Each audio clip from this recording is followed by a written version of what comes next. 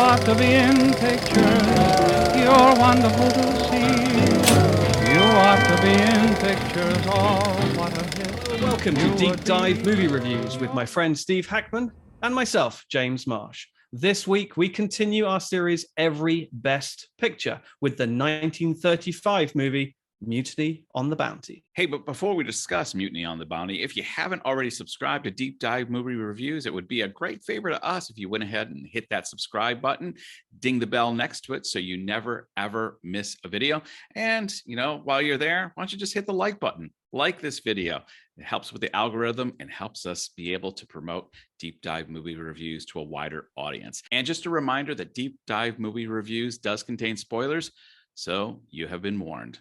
James? So yeah, Mutiny on the Bounty won Best Picture in 1935. It was the last film to win only Best Picture and nothing else, although it was nominated in a number of other categories, not least Best Actor, in which all three of the main performers were given the nod. That's Charles Laughton Clark Gable and Franchot Tone. And what that actually did is it prompted the Academy to create the Best Supporting Actor category, which would be introduced the following year.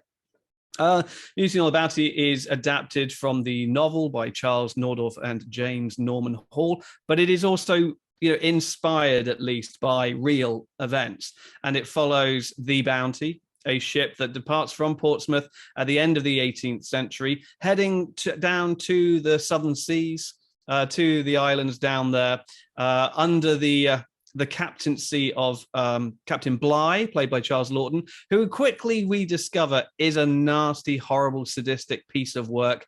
And his first officer, Christian, played by Clark Gable, eventually mounts a mutiny against him. So, Steve, what do you make of this one? I really enjoyed this, James.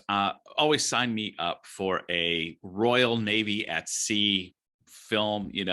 Give me Master and Commander with Russell Crowe. I just love those kinds of films, and this one, being one of the, we've been saying since the beginning of the series that a lot of these early Academy Award winners have set the stage for future films that would follow in its footsteps. And you can see some of the tropes and some of the things that you'll see in subsequent pirate movies and Royal Navy movies and high seas adventures.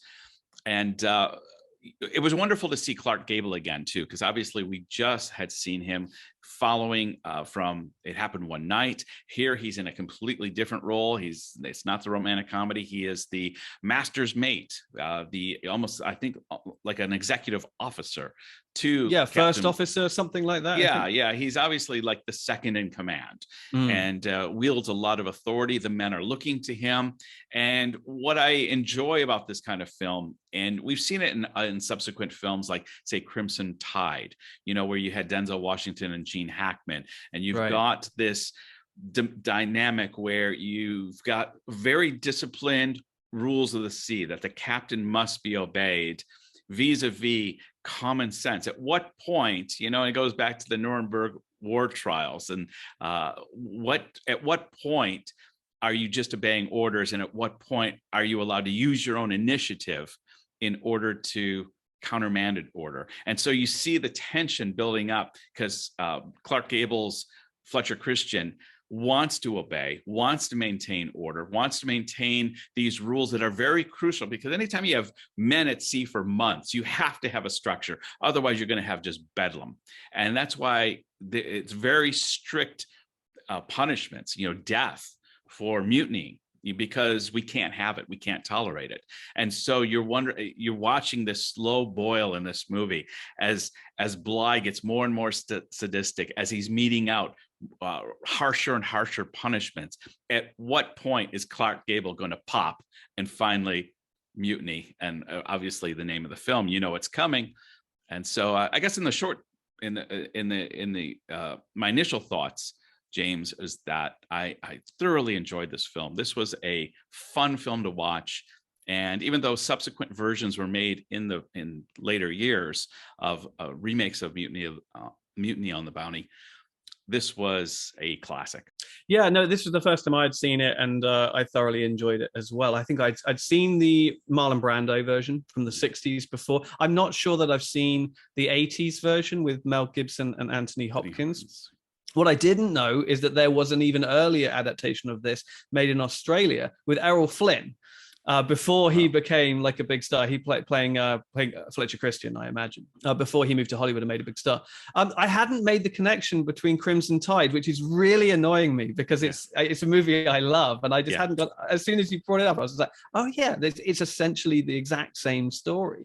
Although arguably he's doing it, you know, not as a disciplinarian. He's not like a tyrant. It's just that he has. It's all about confirmation of an order to strike the enemy, isn't it, and to launch nuclear weapons. But anyway, that's another movie for another time.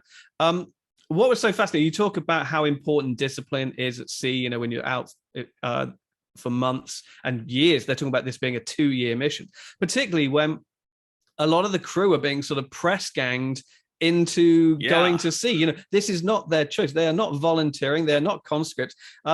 You know, the first scene of the movie really is Clark Gable going out, we're 6 men short. Let's just find 6 guys. And they go into the nearest pub, and they're like, officially, they're like anybody with any seafaring experience, but that quickly becomes a moot point. And they round up a lot of people who turn out to be convicts and reluctant seamen, and so therefore you need to rule them with an iron fist, really. Otherwise, it's going to be kind of bedlam. You know, this is a swarthy bunch of of guys that need to be disciplined.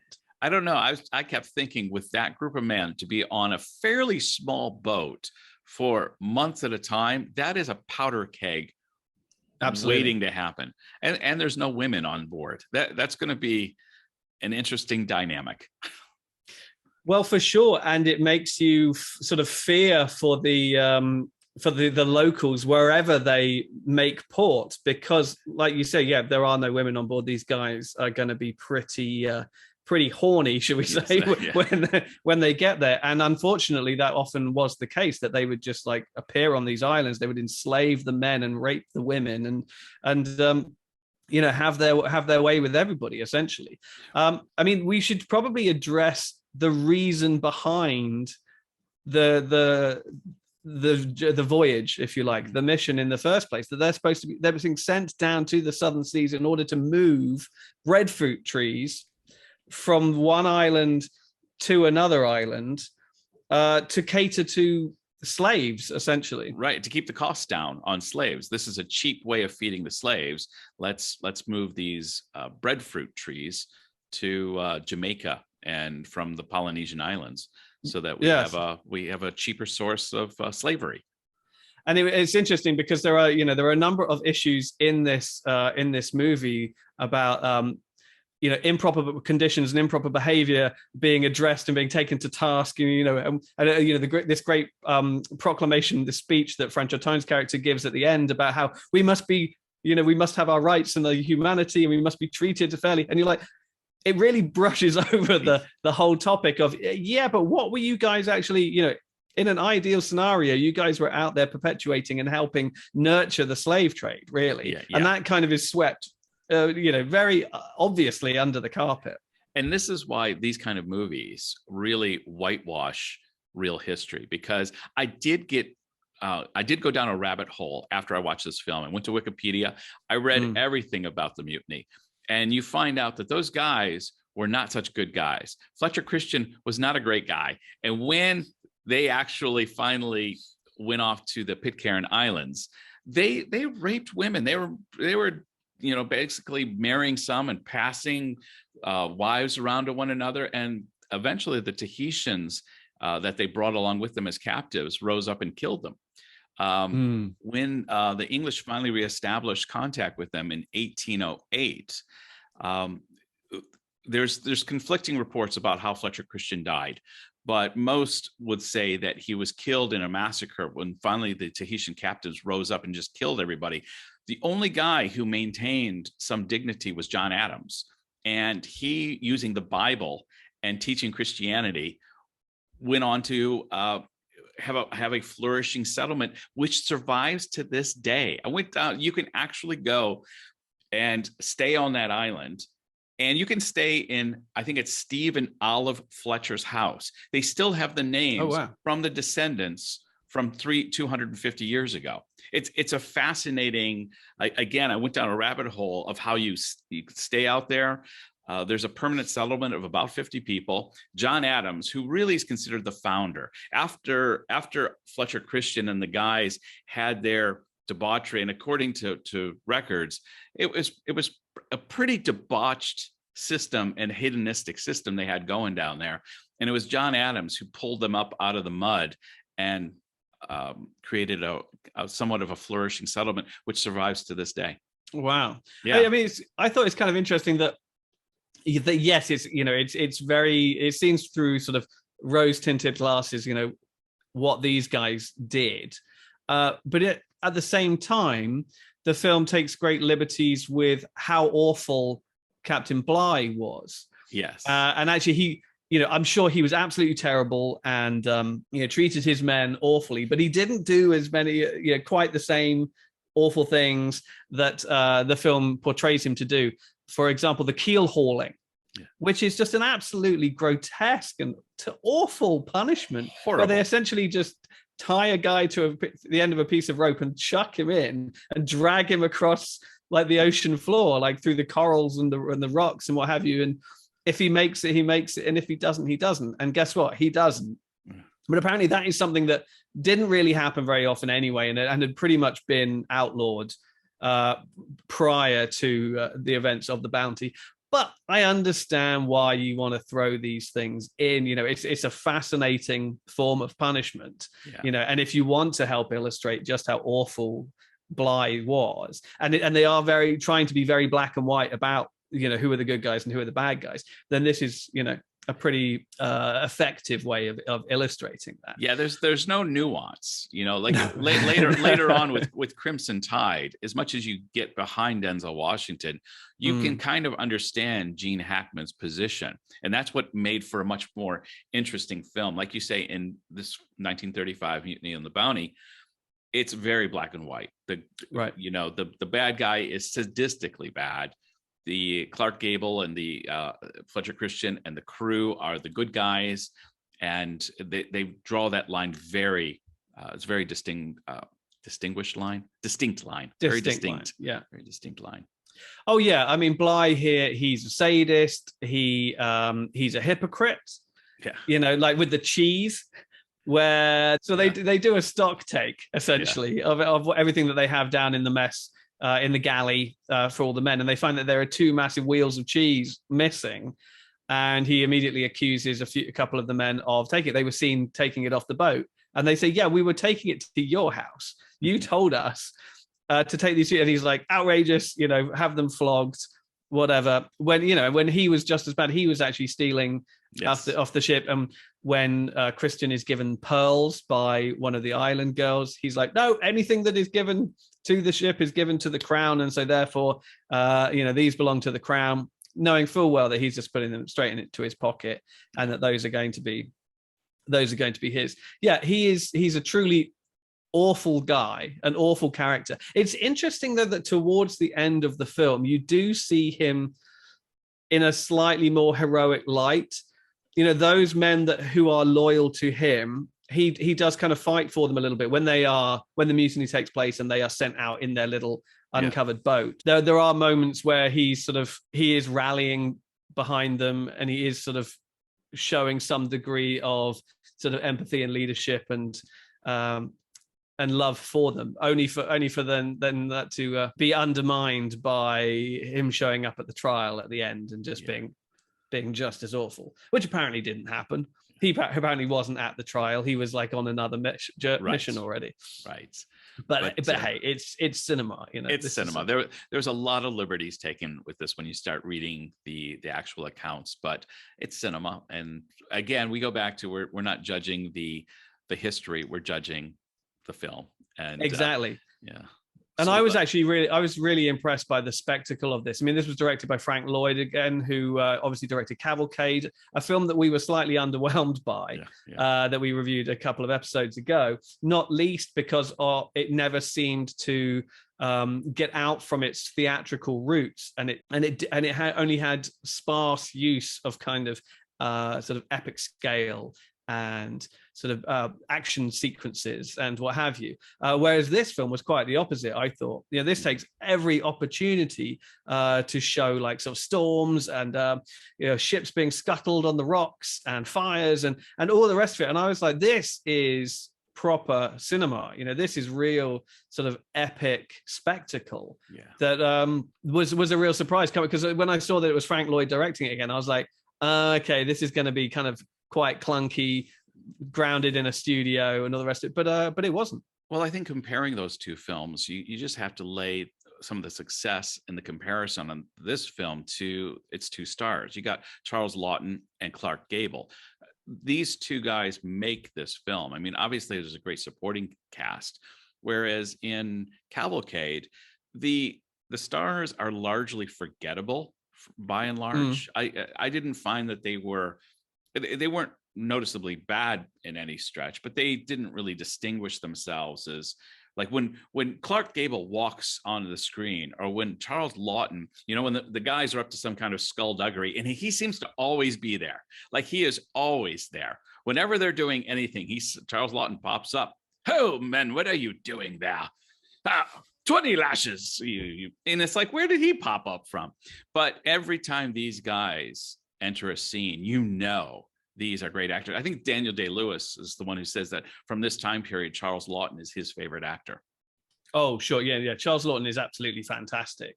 I mean, he'd recently won the Oscar for The Lives of Henry VIII. He'd previously played Quasimodo in The Hunchback of Notre Dame.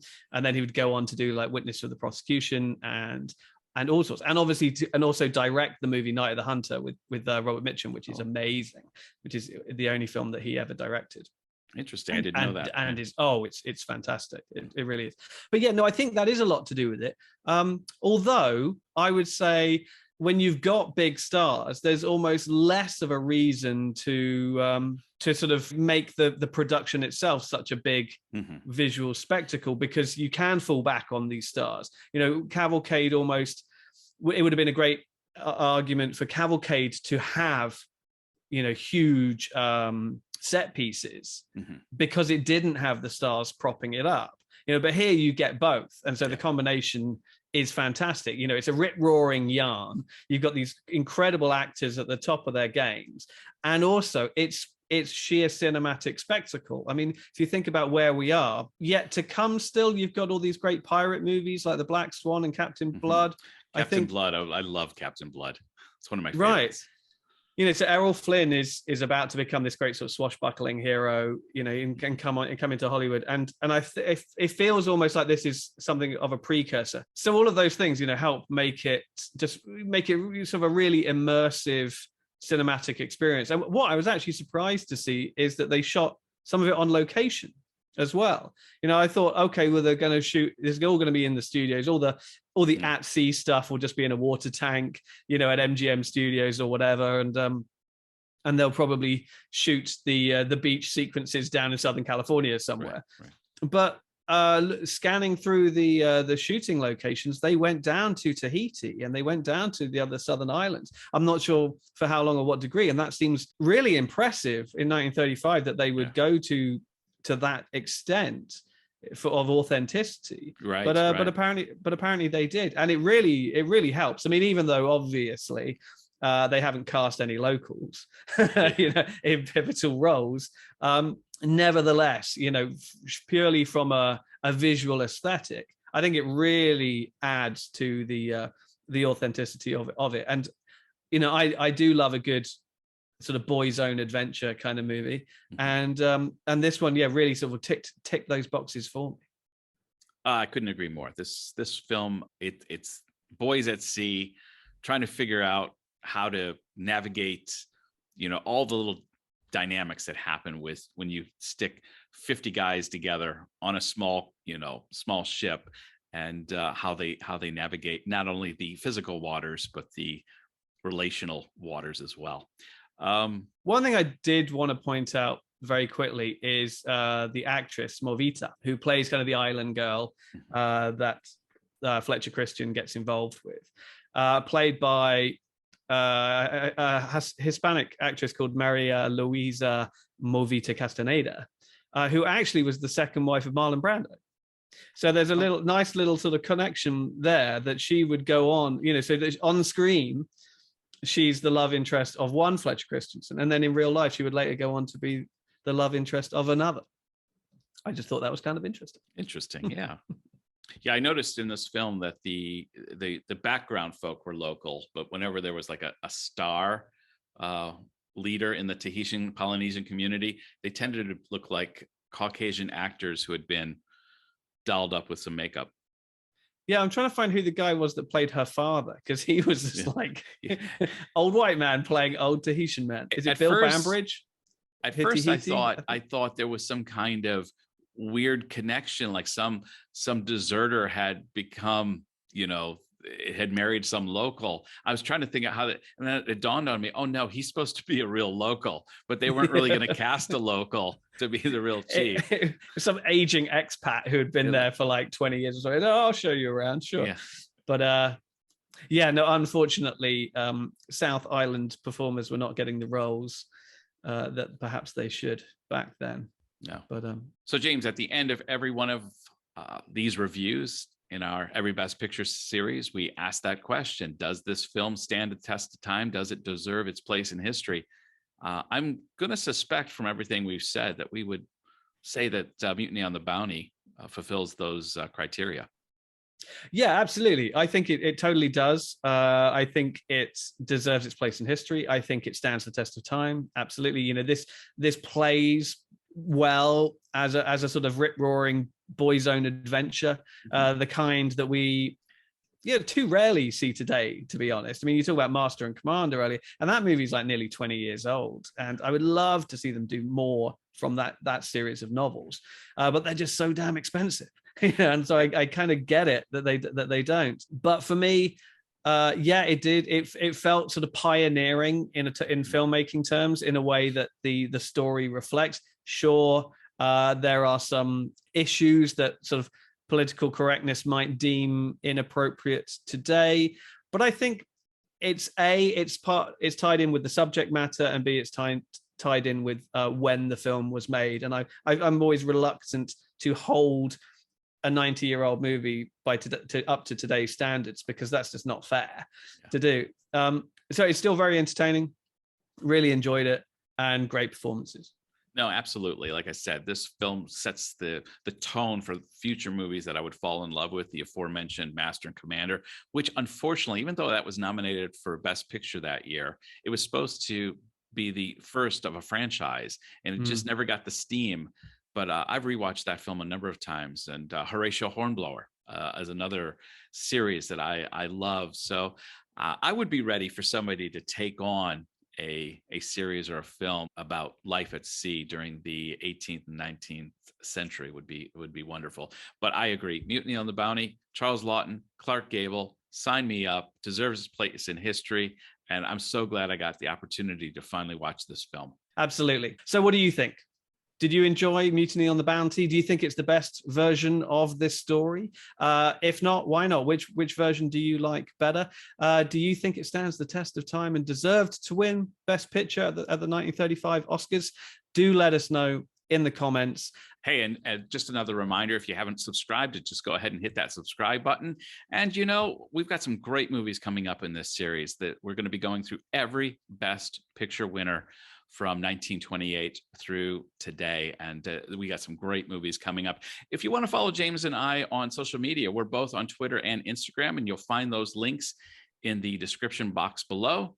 Otherwise, James, we'll see you in the next episode. Goodbye. Bye, everybody. You're wonderful to see. You ought to be in pictures. Oh, what a hit you would be.